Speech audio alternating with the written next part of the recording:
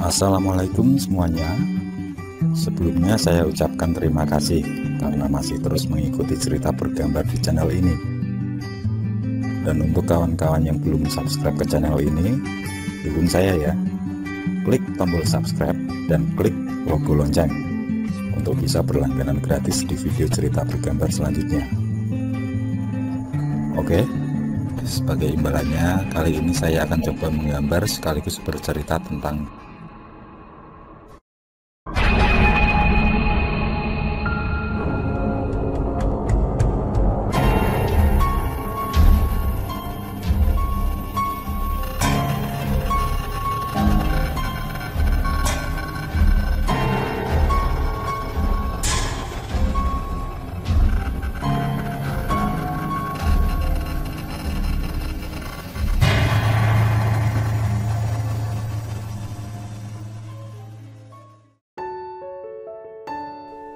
Panji tertawa keras di sela ramai para tamunya. Ada keyakinan dalam hatinya kalau dia pasti mampu memenangkan pilkades yang akan dilaksanakan bulan depan. Di antara 3 calon, dia merupakan calon dengan harta kekayaan yang paling banyak. Meskipun terkenal sombong, tapi dia mampu membuat para warga bersimpati padanya dengan beberapa hal yang sudah dilakukan dalam beberapa bulan ini. Di antaranya, dengan membangun sumur pompa tanpa menarik dana dari warga. Sedangkan airnya diberikan cuma-cuma bagi mereka. Juga membangun beberapa bendungan dan jembatan penyeberangan yang sangat berguna bagi warga. Mungkin dia melakukan itu sebagai salah satu strategi untuk memenangkan dirinya menjadi kepala desa. Nanti kalian tempel gambarnya di sepanjang jalan desa. Jangan sampai ada yang terlewat. Perintah Anom, salah satu sahabat Panji, kepada para pemuda yang dikumpulkan.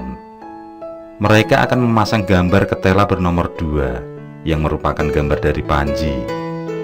Gambar yang didapat saat undian pemilihan gambar. Panji mendekati para pemuda itu sambil membawa beberapa bros rokok. Dia memberikannya pada salah satu pemuda itu untuk dibagikan.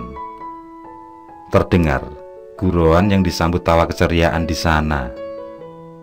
Setelah membawa perbekalan makanan dan minuman, para pemuda yang sudah menyiapkan bahan dan alat itu pun segera berangkat menuju tempat yang sudah ditunjuk.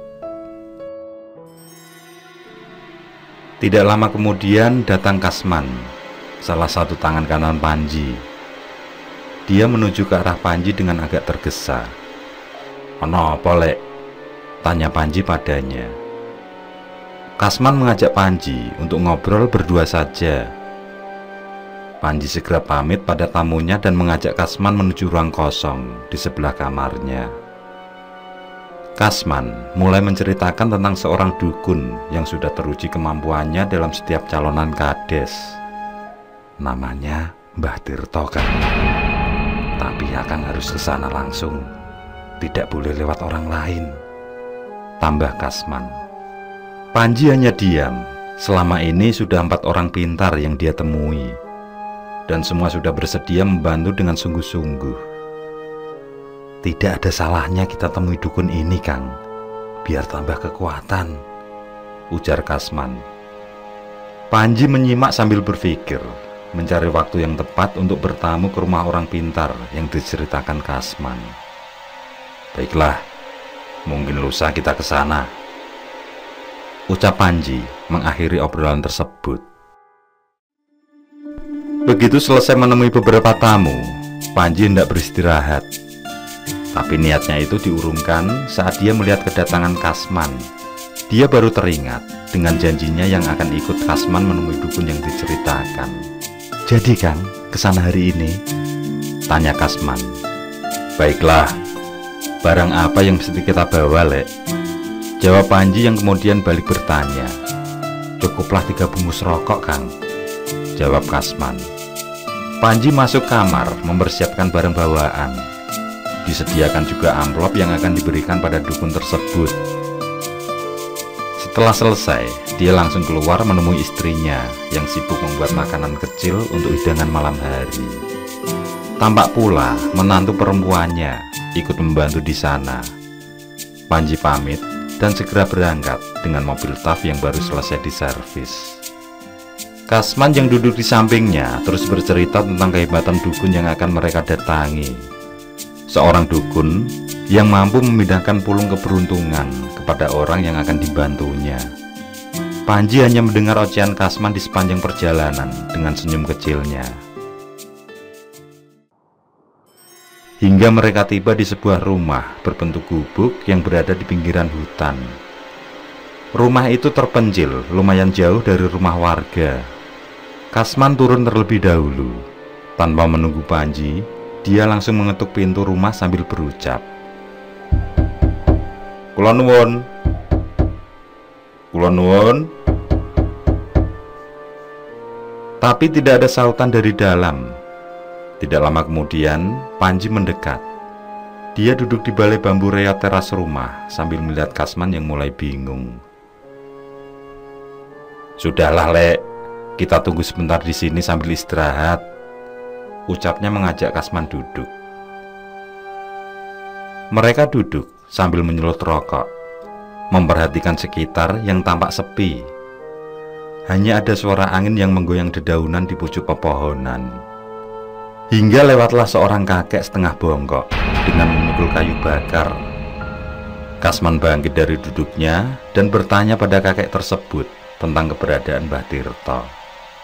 Sang kakek menyuruh Kasman menyusul di gua yang berada di dalam hutan. Gua itu terletak di samping jurang. Katanya Mbah Tirto sekarang sedang berada di sana. Mereka langsung beranjak menyusuri jalan setapak di dalam hutan. Dicarinya gua yang diceritakan kakek tadi. Dengan jalan sempit berlumut, mereka mendekat.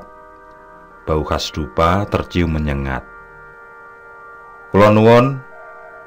Kula nuwun," ucap Kasman begitu sampai di mulut gua.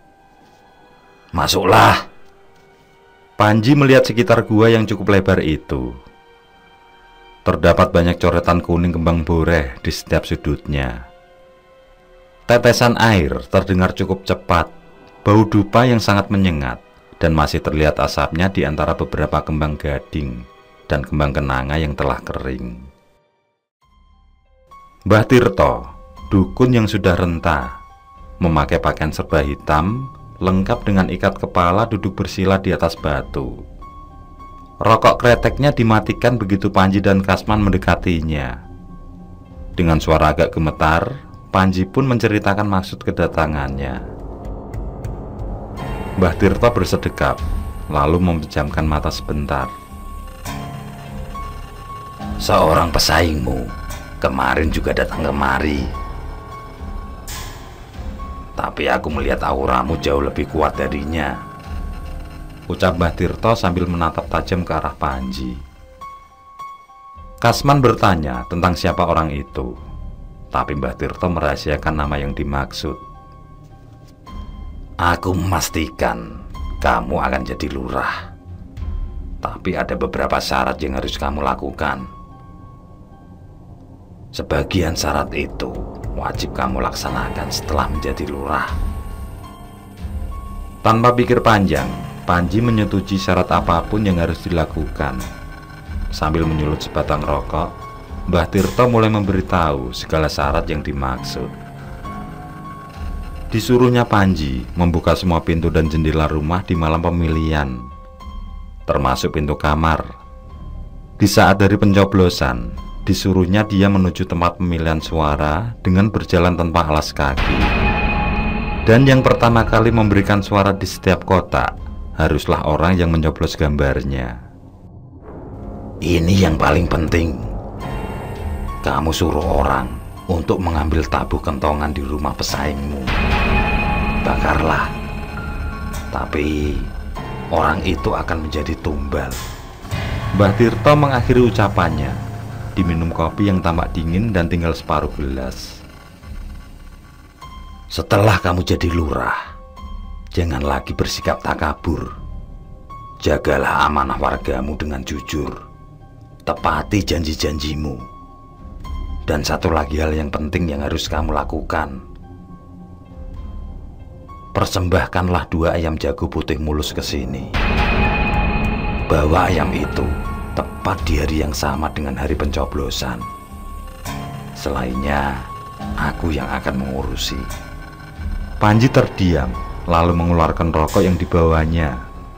Ditaruhnya di hadapan Mbah Tirto. Terlihat senyum Mbah Tirto di sela asap rokoknya. Tidak lama kemudian, dukun itu bangkit. Dia menuju sudut gua.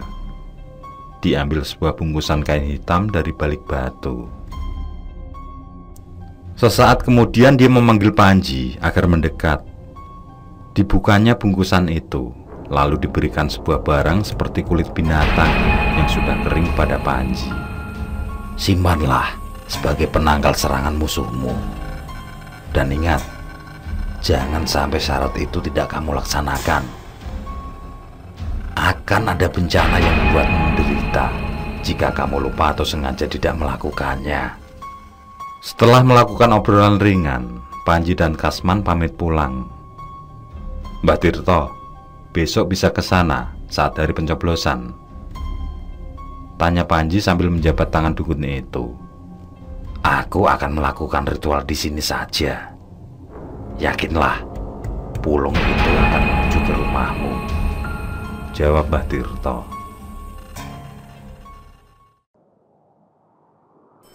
Di malam pencoblosan, Panji melakukan semua syarat yang diberikan Mbah Tirto, juga dukun yang lain. Dia menyuruh Giman untuk mencuri tabuh kentongan. Giman, yang merupakan penduduk desa, biasa dibayar mahal untuk melakukan aksi itu. Dia ikut berbaur di rumah calon lain. Saat situasi memungkinkan, barulah dia mencuri tabuh itu. Sementara para pemuda berpencar menjaga tiap jalan masuk desa. Mereka menghentikan setiap orang asing yang akan masuk ke desa. Dengan alasan apapun, tidak seorang pun diizinkan bertamu. Ada juga yang duduk di perbukitan batas desa, termasuk para botoh, atau orang yang melakukan taruhan besar dan berniat melakukan serangan fajar. Mereka bergerombol dengan tim masing-masing menunggu datangnya pulung, sosok gaib yang dianggap sebagai wahyu. Sekitar pukul 1:30 dini hari, gumpalan berwarna biru kehijauan itu menyala melaju cepat ke arah rumah Panji. Tapi tidak semua yang di sana melihat.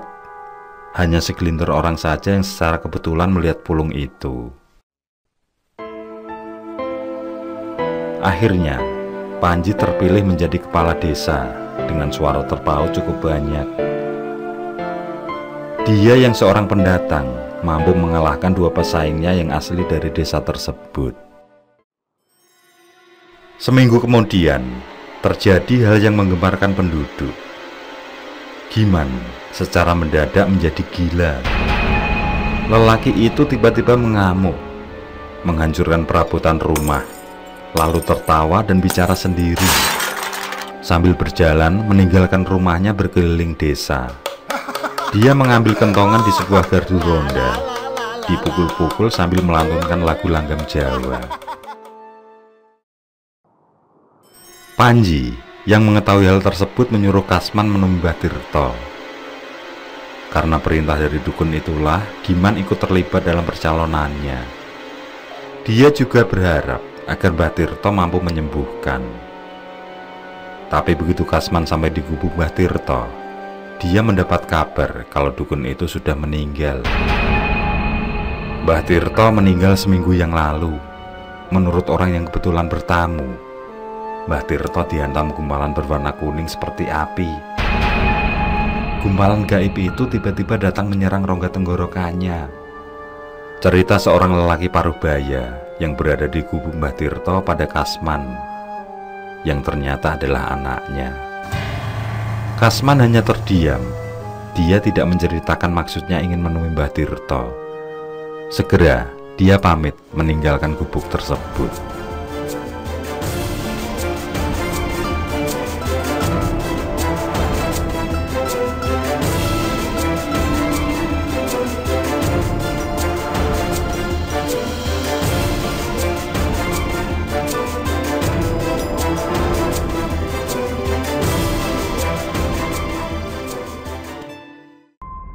Oke, saya kira cukup cerita kali ini. Untuk cerita-cerita lainnya, silahkan buka di bagian video dalam channel ini, di playlist cerita bergambar. Sekali lagi terima kasih ya. Jangan lupa like, komen, share juga boleh.